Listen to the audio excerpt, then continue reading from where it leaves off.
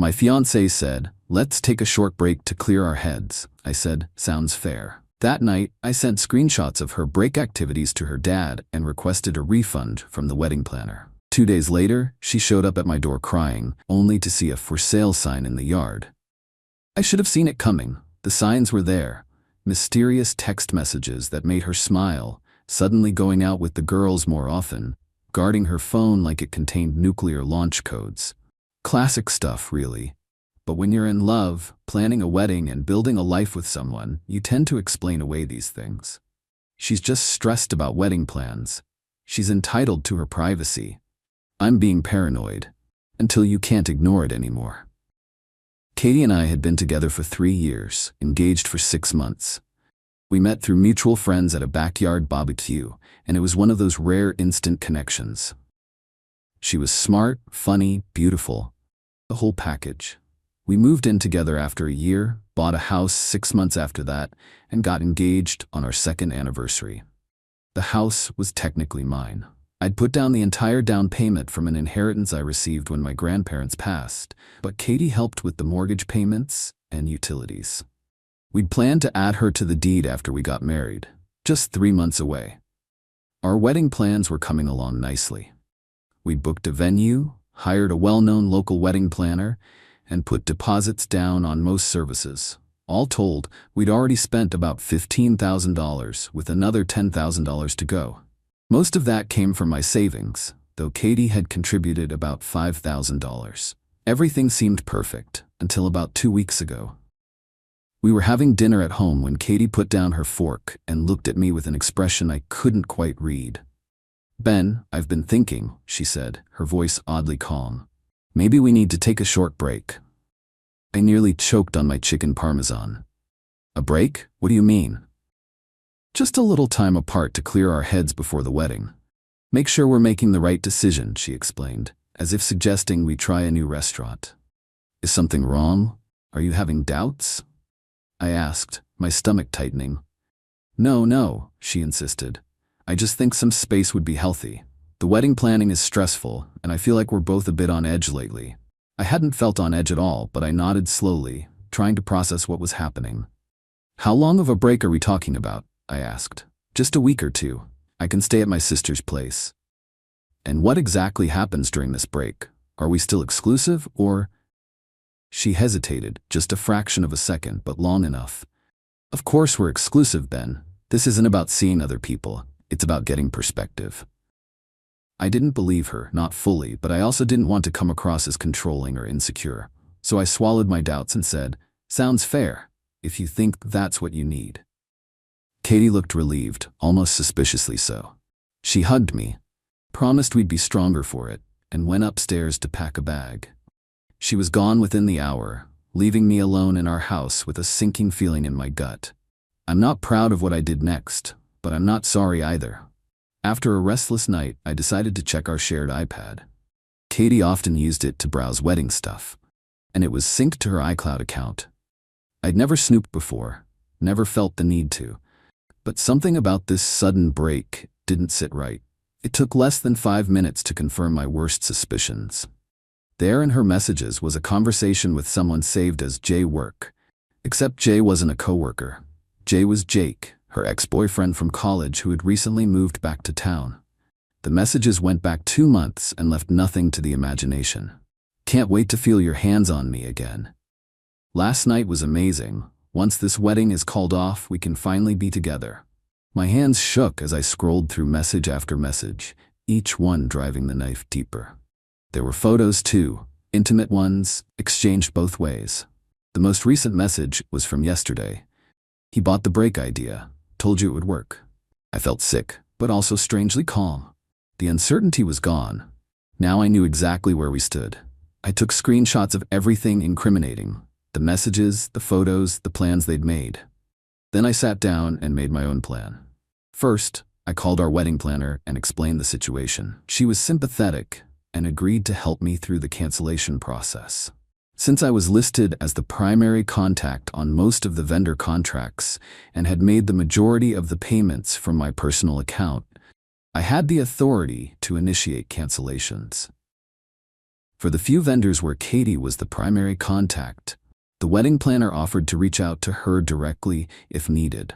But most were understanding of the circumstances. The planner estimated we'd get back about $8,000 of the $15,000 we'd spent, though some deposits were non-refundable.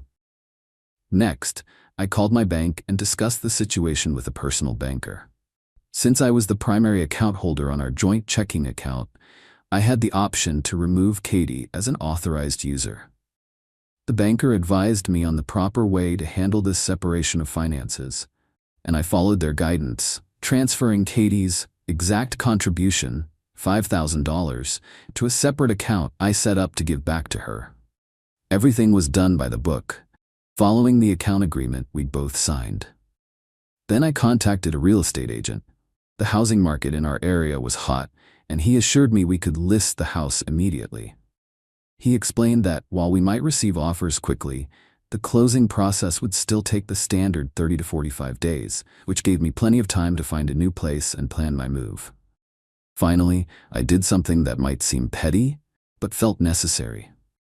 I sent screenshots of Katie's conversations with Jake to her father. This requires some explanation. Katie's dad, Richard, had always been good to me.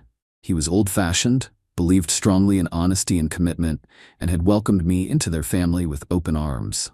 He'd also contributed $10,000 toward our wedding costs, money I knew Katie and Jake were planning to use for a trip to Hawaii after our wedding was called off. Yes, they'd discussed this in their messages. Richard deserved to know what his daughter was doing and what his money was funding. I didn't send the explicit photos, just the messages about their affair and their plans regarding the wedding. All of this took about 6 hours. By evening, my plan was in motion. The real estate agent had rushed over, taken photos of the house, and placed a for sale sign in the front yard. The wedding planner had started the refund process. Richard had read my message but hadn't responded. Then I turned off my phone, poured myself a bourbon, and waited. 2 days passed. I took time off work, citing a family emergency, and focused on packing up my belongings. The house had been officially listed, and we'd already received 3 showing requests and 1 verbal offer above asking price. Around 6 p.m. on the second day, the doorbell rang. I knew who it would be before I opened the door. Katie stood on the porch, eyes red and puffy from crying. She looked past me at the boxes stacked in the hallway, then at the for sale sign prominently displayed in the front yard. "What the hell is going on?" she demanded, her voice breaking. "I think you know," I replied calmly. "The break is working great for me too. I'm getting perspective on what I really want in life, and it isn't someone who cheats with her ex." Her face paled. "You went through my phone?" "iPad actually. You left it logged in. Careless. Those messages aren't what you think." "Please don't," I interrupted. "I read everything, Katie. You and Jake. The plans to call off the wedding after taking my money and your dad's. It's all there." She switched tactics, tears flowing freely now. "I made a mistake, Ben. A terrible mistake. But we can work through this. I love you, not him." "That's not what you told him 2 days ago, or the day before that, or when you were in his bed instead of ours."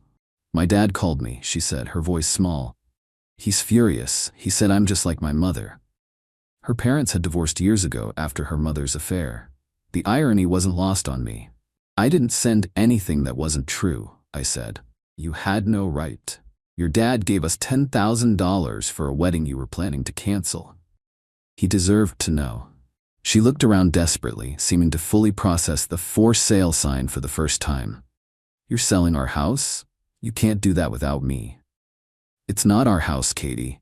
My name is the only one on the deed, remember? We were going to add yours after the wedding." Her face crumpled as reality set in. "Where am I supposed to go? Jake kicked me out of his place when he realized I was serious about the break, and I couldn't stay with my sister like I told you because she's out of town. I've been hotel hopping for the past 2 days." "Jake's place seems like the obvious choice. You've certainly spent enough time there already. He broke things off when everything came out." She admitted, looking at the ground. "Said it was too complicated now." "Of course he did. Classic Jake, from what I'd heard about him." "That sounds like a you problem," I said, surprising myself with my coldness. But after reading those messages, seeing how they had laughed about deceiving me, I couldn't find much sympathy. "Can I at least come in and get my things?" she asked. "I've packed most of your stuff," I told her. "It's in boxes in the garage, and there's an envelope with a check for your $5,000 contribution to the wedding. The rest is being refunded." "You're really doing this? Throwing away 3 years over one mistake?" "It wasn't one mistake, Katie. It was dozens of decisions, day after day, to lie to me, to plan a future with me while sleeping with someone else, to strategize how to take my money before leaving." She had no response to that. "I'll help you load your boxes into your car," I offered. Not out of kindness, but because I wanted this over with. It took 4 trips to get everything into her small sedan. We worked in silence, the weight of what had happened hanging between us. As she prepared to leave, she tried one last time. "I really did love you, Ben." I looked at her, this woman I'd planned to spend my life with, and felt nothing but a dull ache. "No, you didn't. But that's okay. I'll find someone who does." She drove away in tears, and I went back inside to my half-empty house. The next few weeks were a blur. The house received multiple offers, and we accepted one that was $50,000 above asking price. As expected, the closing process took about 40 days, giving me plenty of time to find a smaller place closer to my job and plan my move carefully. The substantial profit from the house sale made it possible for me to return Richard's $10,000 and cover Katie's $5,000 contribution, even after accounting for the non-refundable wedding deposits. "You're a good man, Ben," Richard told me when we met for lunch. "I'm sorry my daughter couldn't see that." Through mutual friends, I heard that Katie had moved in with a college roommate and was taking time for herself. Our social circle had largely split along expected lines. Her closest friends stood by her, while others distanced themselves from both of us, uncomfortable with taking sides. A few friends I'd known before Katie reached out to offer support, which meant more than I expected. As for me, I'm doing okay. Not great, not terrible, just okay. Some days I miss the life I thought I had, the future I'd planned. Other days I feel grateful for escaping a marriage that would have been built on lies. The strangest part was how quickly I acted once I knew the truth. No long nights of soul-searching, no desperate attempts to save the relationship, just a clear, cold certainty that it was over, followed by practical steps to disentangle our lives. Maybe some part of me had been preparing for this all along. Friends have asked if I regret sending those screenshots to her father. I don't. Richard had been about to take out a loan to contribute even more to the wedding, believing he was helping his daughter start a happy marriage. He deserved the truth, painful as it was. 6 months have passed now. I'm dating again, cautiously. The new house feels like home. I've picked up old hobbies I'd neglected and reconnected with friends I hadn't seen enough of during my relationship with Katie. Last week, I ran into her at a coffee shop. It was awkward, as you'd expect, but civil. She looks thinner, older somehow. She told me she's in therapy, learning why she sabotages good things in her life. I wished her well, and I meant it. Sometimes I wonder if I could have done things differently, been more understanding, tried to work through the betrayal. But then I remember those messages, the calculated deception, the complete lack of respect for me and our relationship.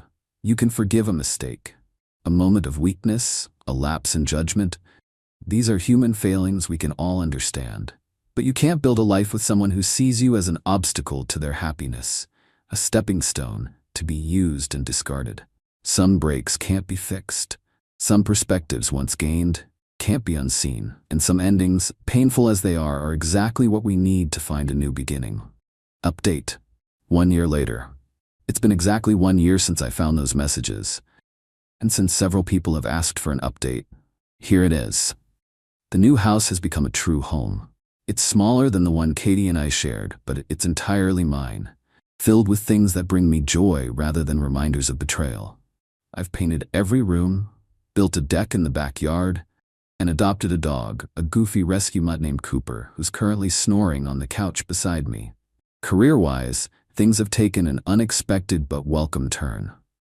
The company I work for was acquired by a larger firm, and in the restructuring, I was offered a promotion. I'm now managing a team of 6 and earning significantly more than before. The timing couldn't have been better, as it gave me a new focus during a difficult period. As for Katie, I've kept my distance, but news travels in our social circle. After her brief stay with her college roommate, she moved back in with her parents, something I know must have been humbling for her, especially given her father's awareness of the situation. From what I've heard, she's still in therapy and has remained single, turning down Jake when he eventually circled back. Shocking, I know. Richard and I still meet for lunch occasionally. He's become something of a mentor to me, which might seem strange given the circumstances, but he's a wise man who's been through his own share of betrayals. We can't control what happens to us, he told me recently, only how we respond. Coming from anyone else, it might have sounded like a greeting card platitude, but from him, it carried weight. The wedding planner who helped me cancel everything has become a friend. She recently asked if I'd be comfortable with her using my story, anonymously, in a talk she gives to industry professionals about handling cancellations with grace. I agreed, somewhat amused that my personal disaster might help others navigate similar situations. Dating has been interesting. I was upfront about my experience with the first few women I went out with, but I quickly realized I was leading with my trauma, defining myself by what had happened rather than who I am. Now I save that conversation for when there's actual potential for a relationship. Speaking of which, I've been seeing someone for about 3 months now. Ellie is nothing like Katie. She's straightforward, genuine, and remarkably secure in herself. She knows my history, but doesn't treat me like I'm damaged goods. We're taking things slowly, both of us cautious for our own reasons. The most unexpected development came last month when I received a letter from Katie. Not an email or text, an actual handwritten letter. She apologized, not with excuses or pleas for reconciliation, but with a simple acknowledgement of the pain she'd caused and the lessons she'd learned. I didn't understand then what real love looks like. She wrote, "I think maybe I'm beginning to now." I didn't respond, not out of spite, but because there was nothing more to say. Her apology was for her healing, not mine, and that's okay. Looking back on that day, finding the messages, making my plan, setting the consequences in motion, I still believe I did the right thing. Not perfectly, perhaps, but rightly. There's power in refusing to be a victim of someone else's choices, in taking control of your own story. The for sale sign that greeted Katie that day represented more than just the sale of a house. It was a declaration that I valued myself enough to walk away from someone who didn't value me. That's a lesson worth learning, however painful the teaching. 1 year later, I can honestly say I'm grateful. Not for the betrayal, but for the clarity it brought. Sometimes the worst moments of our lives lead us exactly where we need to go.